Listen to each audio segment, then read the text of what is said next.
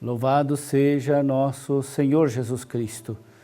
Hoje é dia 14 de setembro, estamos na festa da exaltação da Santa Cruz e o Evangelho de hoje é de João, capítulo 3, versículos 13 a 17. Naquele tempo disse Jesus a Nicodemos: ninguém subiu ao céu a não ser aquele que desceu do céu, o Filho do Homem.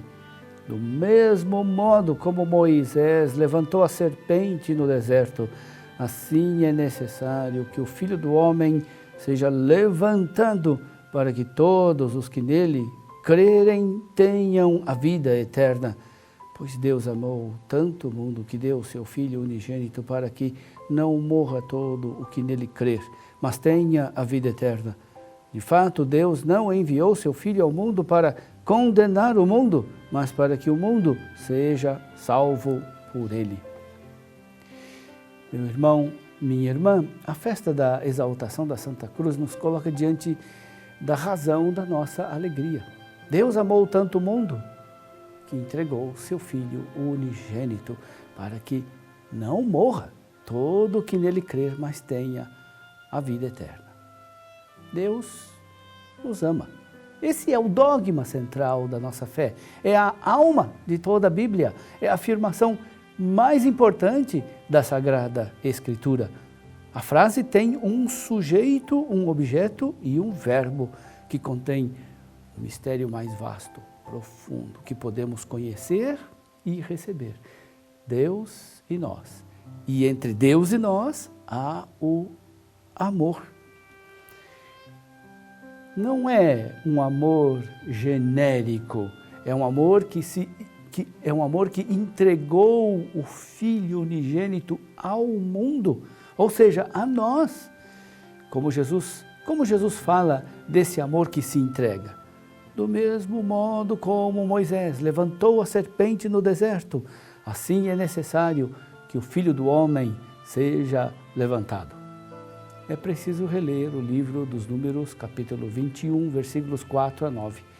O povo passa por dificuldades no deserto, a fome, a sede, os agressores.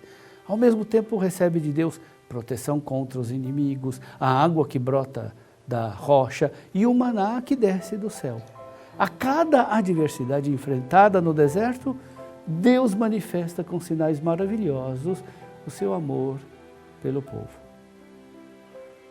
Muitos, porém, ainda acham que Deus não faz mais nada do que a sua obrigação e murmuram contra Deus, dizendo que não há água e que estão enojados daquele alimento sem graça. Por isso os culpados são atacados por serpentes de fogo e muitos morrem por isso. Ante o castigo, os pecadores se arrependem e recorrem à intercessão de Moisés. Deus manda que ele faça uma serpente de bronze e eleve esta serpente em uma haste. E todos os que eram picados pelas serpentes e olhavam para a imagem elevada no deserto ficavam curados. Surpreendente esse episódio. Deus manda fazer uma imagem de bronze. E essa imagem é de uma serpente. Sabemos que a serpente era uma divindade cultuada como símbolo da fertilidade pelas religiões pagãs. Além disso, para piorar, ela é também símbolo do tentador, símbolo do mal. Jesus explica a sua morte e a sua ressurreição como um ser elevado.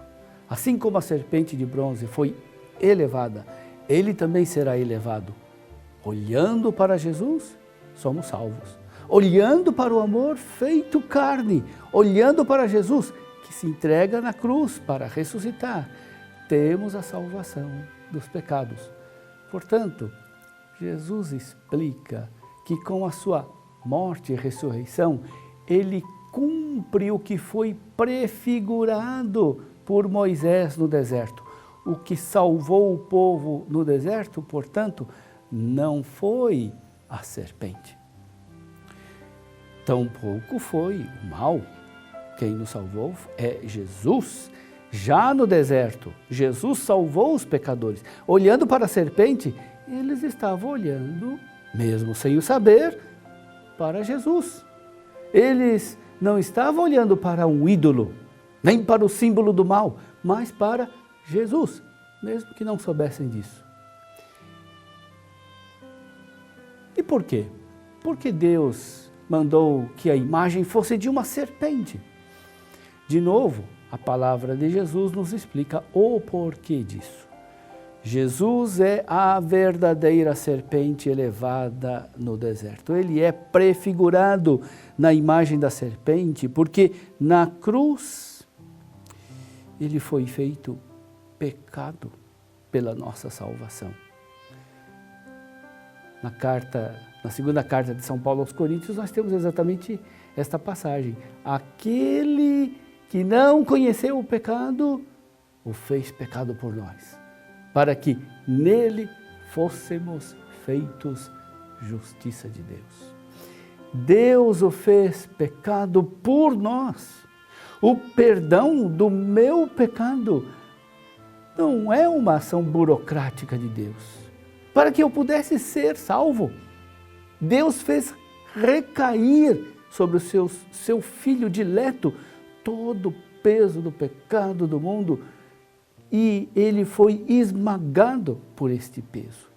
Jesus foi feito pecado, no sentido de que ele assumiu voluntariamente sobre si o castigo que nós merecíamos pelos nossos pecados. Para que nós pudéssemos ser feitos justiça de Deus, Jesus foi feito pecado.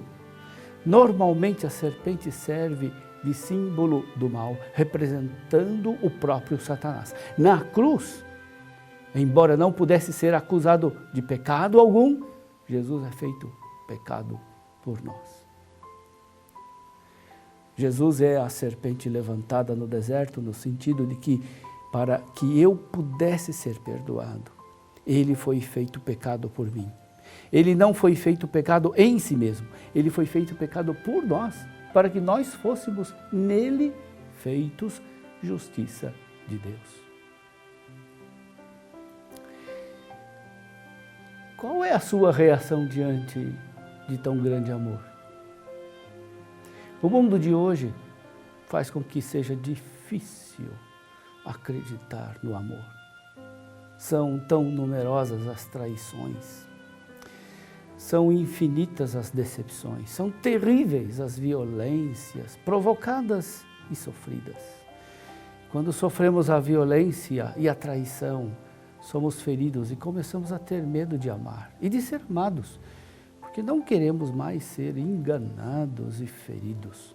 Muitos são também os que acusam a religião e a fé de estar na origem da guerra, da discriminação, da opressão da liberdade individual.